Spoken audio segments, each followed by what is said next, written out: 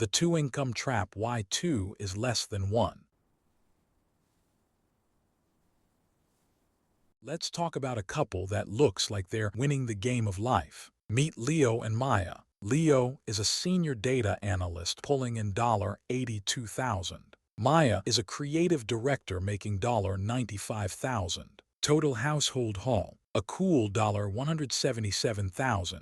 In the eyes of the U.S. government, they are the elite middle class. They should be the ones flying first class and buying the high-end organic kale without looking at the price tag. But let's peek behind the curtains of their perfect suburban existence. Despite that massive income, Leo and Maya are stressed. They've got a $4,500 mortgage, 2 leased luxury SUVs that cost a small fortune just to insure, and a mountain of student debt that feels like a backpack full of bricks. They make nearly $200K, but their net wealth at the end of the month is basically the loose change they find in the couch cushions. Why does this happen? Last week, Maya's laptop died, a $2,000 expense. In a rational world, that's a minor annoyance. For Leo and Maya, it was a crisis. They didn't have the cash, so it went on a credit card with 24% interest. They are the working, wealthy rich on paper, broke in reality. They're one bad Tuesday away from a total financial meltdown. If you feel like you're earning more than ever but your bank account is a ghost town, stay tuned. We're about to dismantle the biggest lie of the modern American economy. To understand the trap, we have to travel back to the old world, the 1960s and 70s.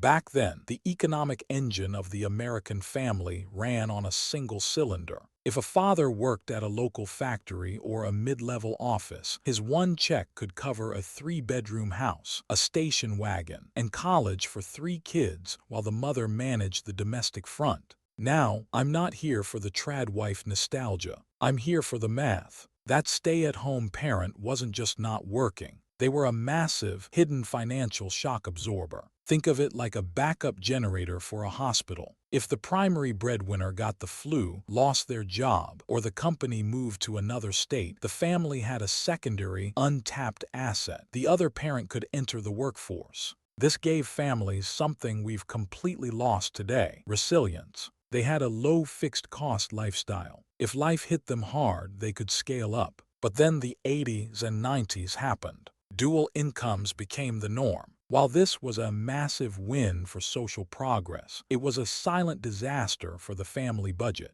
Why? Because the market didn't just sit there and watch. It adjusted. When every family on the block suddenly had 2 checks, they didn't use the second check to buy freedom. They used it to outbid each other for the same limited supply of houses in the good school districts. We didn't get richer, we just fueled a hyperinflationary arms race for the zip codes that offered a future for our kids. Let's talk about ghost money. This is the second salary that looks incredible on the job offer, but evaporates the second you sign the contract. Let's take Maya's $95,000 salary. If you saw that on a tax return, you'd think, wow, they're set. But let's run the numbers through the reality shredder. First off, Uncle Sam is the most expensive roommate you'll ever have. In a dual-income setup, Maya's income is stacked on top of Leo's. That means every dollar she earns is hit by their highest marginal tax rate. After federal, state, and payroll taxes, that $95K is instantly trimmed down to about $65K. She's already lost a third of her life force before she even buys her first morning latte. Then we have the infrastructure of working.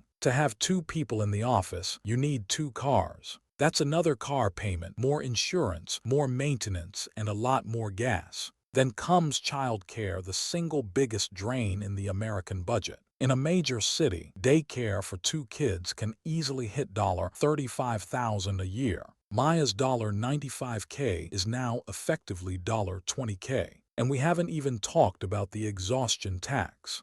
When both parents are grinding 50 hours a week, nobody has the soul left to cook. You spend 40% more on takeout and convenience services because your time has been depleted. You hire a cleaner because you're too tired to hold a vacuum. You pay for grocery delivery because the store feels like a battlefield. By the time you pay for the convenience to exist, Maya is netting maybe $10,000 a year. She is working 2,000 hours a year for what amounts to $5 an hour. Is that a career, or is that a very expensive hobby? It's not just the money that disappears, it's your brain power. There's a scientific concept called cognitive bandwidth. When you're constantly stressed about money and time, your functional IQ actually drops by about 13 points. That's like losing a whole night of sleep every single day. This is why smart people like Leo and Maya make stupid decisions.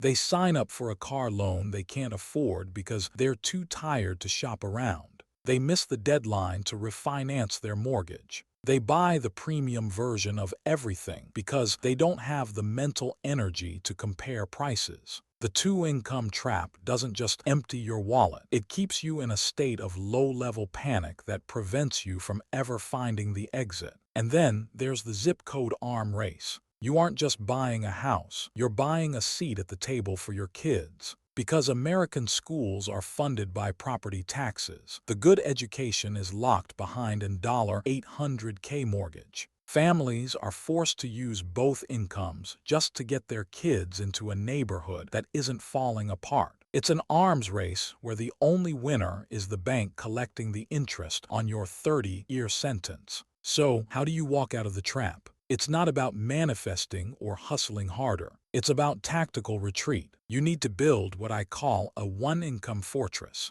This is a radical shift in how you view your lifestyle. Most people build a life that requires 100% of both salaries to survive. That's not a life, that's a hostage situation. You need to audit your survival burn rate. If your mortgage, your cars, and your insurance require both Leo and Maya to be in the office, you are vulnerable. The goal is to live on the lower of the two incomes. If you make $170K combined, you should structure your life as if you make $85K. What happens to the other $85K? You treat it like it's radioactive. You don't use it for a kitchen remodel. You use it to kill debt, build a 12-month emergency fund, and invest in assets that pay you. This creates optionality. Optionality is the most valuable thing you can buy. It's the ability to say no to a toxic boss, to take a career risk, or to stay home and take care of an aging parent without your whole world collapsing.